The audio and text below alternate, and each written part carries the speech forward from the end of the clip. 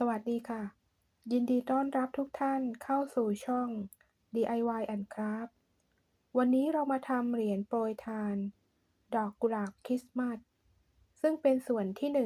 1เป็นส่วนที่เราจะนำไปติดบนยอดของต้นคริสต์มาสนะคะซึ่งเราก็จะไม่ใส่เหรียญนะคะแต่ถ้าเราจะทำเป็นเหรียญโปรยทานเราก็จะใส่เหรียญในขณะที่เริ่มทำได้เลยค่ะ ตัวอย่างในวันนี้เราจะสอนทำต้นคริสต์มาสสีเขียวนะคะ อุปกรณ์ก็มีริบบิ้นตาระฆังเบอร์2ค่ะ สีเขียวมะนาว4เส้น ยาว20เซนติเมตร สีเขียวมะนาว4เส้น ยาว25เซนติเมตร สีเขียว4เส้น ยาว25เซนติเมตร สีเขียว4เส้น ยาว16เซนติเมตร เหรียญแหนบและกรรไกรถ้าใครจะทำเป็นเหรียญโปรยทาน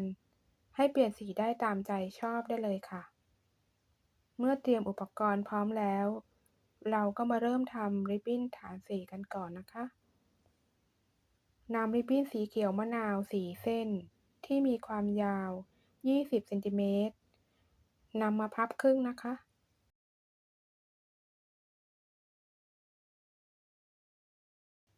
จับริบบิ้นเส้นที่1เส้นที่2คล้องเส้นที่1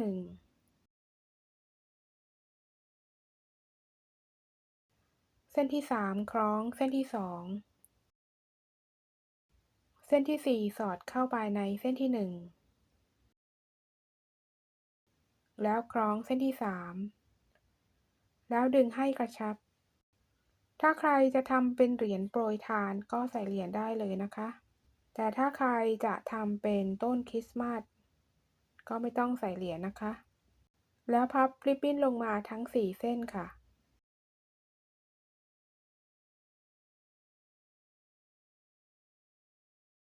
เส้นสุดท้ายสอดล็อกริบบิ้นเสร็จแล้วพลิกกลับด้านค่ะสอดเก็บริบบิ้นเส้นที่อยู่ทางขวานะคะสอดลงมาทั้ง4เส้นเลยค่ะ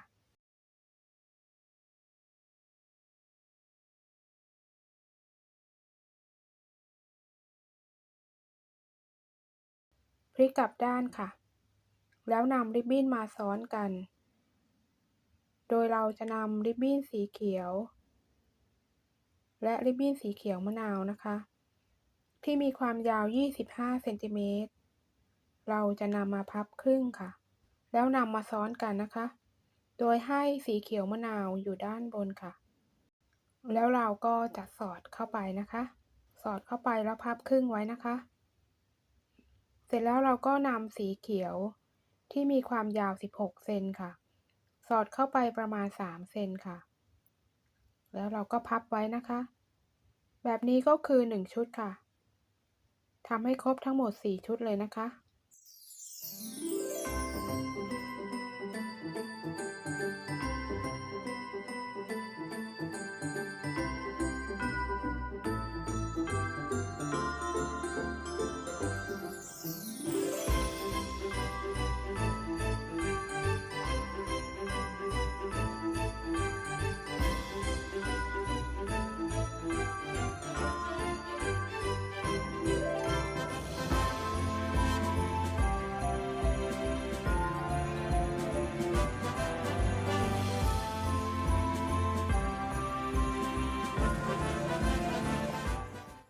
จับริบบิ้นมาเรียงกันทั้ง12เส้นค่ะ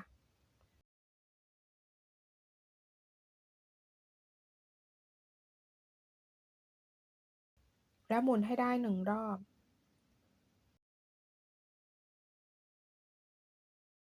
จับริบบิ้นสีเขียวจับแบบนี้นะคะแล้วสอดลงมา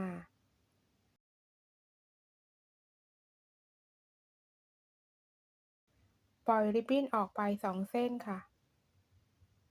แล้วจับริบบิ้นสีเขียว1เส้นนะคะสอดในช่องถัดไปค่ะ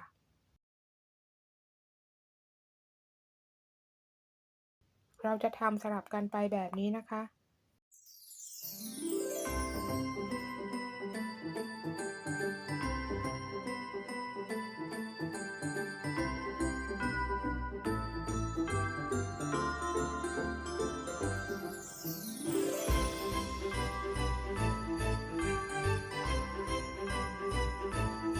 แล้วดึงให้กระชับค่ะ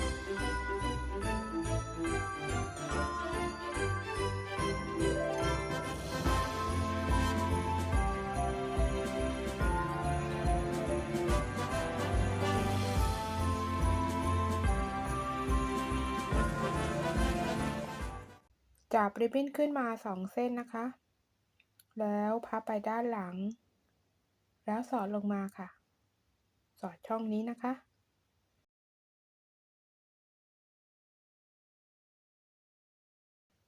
ดึงให้กระชับค่ะ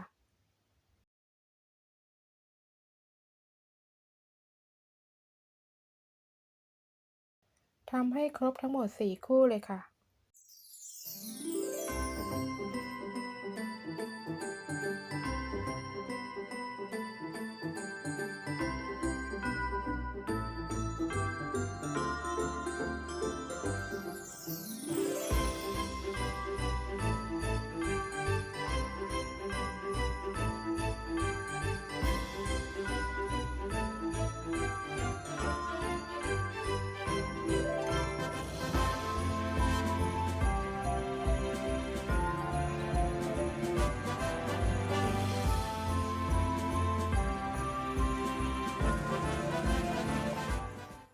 ต่อไปจับริบบิ้น2เส้นที่อยู่ด้านบนซ้ายนะคะพับไปด้านหลังแล้วสอดทางขวาค่ะ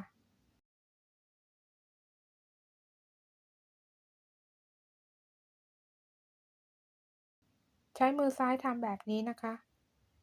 มือขวาดึงริบบิ้นค่ะดึงให้กลีบดอกชิดกับตรงกลางเลยนะคะเวลาที่เราจะเอาไปทำเป็นต้นคริสต์มาสจะได้เป็นรูปสามเหลี่ยมนะคะ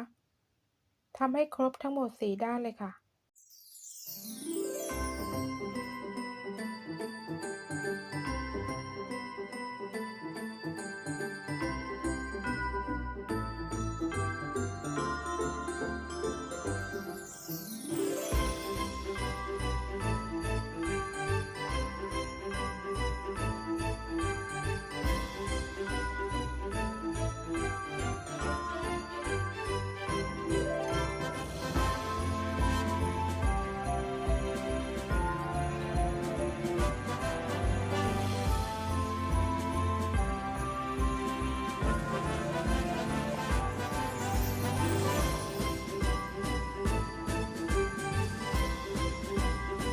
เมื่อได้แบบนี้แล้วนะคะเราก็จะพลิกกลับด้านค่ะ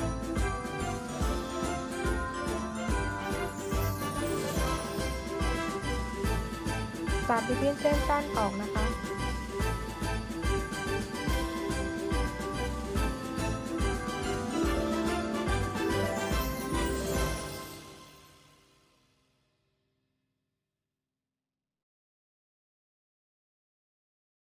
แล้วตัดริบบิ้นทางขวามือค่ะ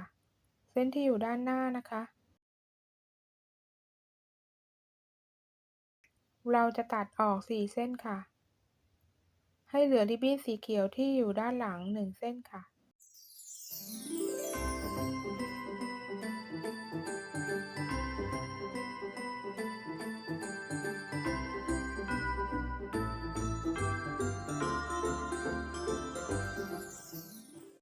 จับริบบิ้นสีเขียวสอดลงมาทั้ง4เส้นค่ะ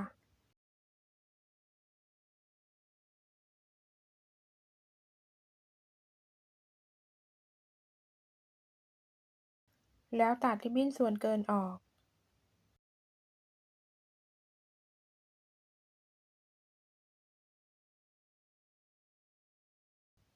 ตอนนี้ก็จะเหลือริบบิ้นสีเขียวมะนาวอยู่4เส้นนะคะ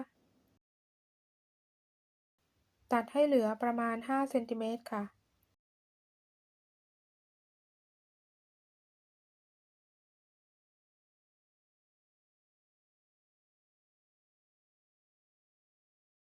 จับริบบิ้นโค้งมาแบบนี้นะคะแล้วสอดทางซ้ายค่ะใช้แหนบช่วยดึงนะคะทำให้ครบทั้งหมด4ด้านเลยค่ะ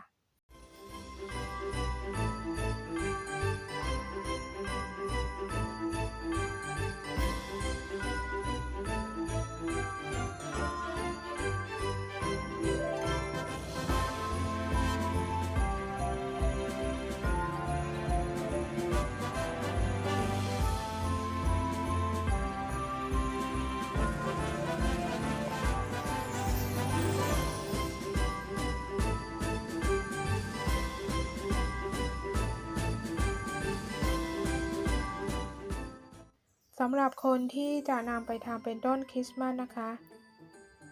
ก็ให้คิดไว้เลยนะคะว่าเราจะทำต้นคริสต์มาสเป็นสีอะไรดี แล้วทำดอกกุหลาบคริสต์มาสใช้สีเดียวกันนะคะ โดยไม่ต้องใส่เหรียญค่ะ แล้วก็ไปฝึกทำดอกคริสต์มาสใน EP ที่ 29 ด้วยนะคะ เพราะว่ามีการสอนการทำริบบิ้นแบบ2ด้านนะคะ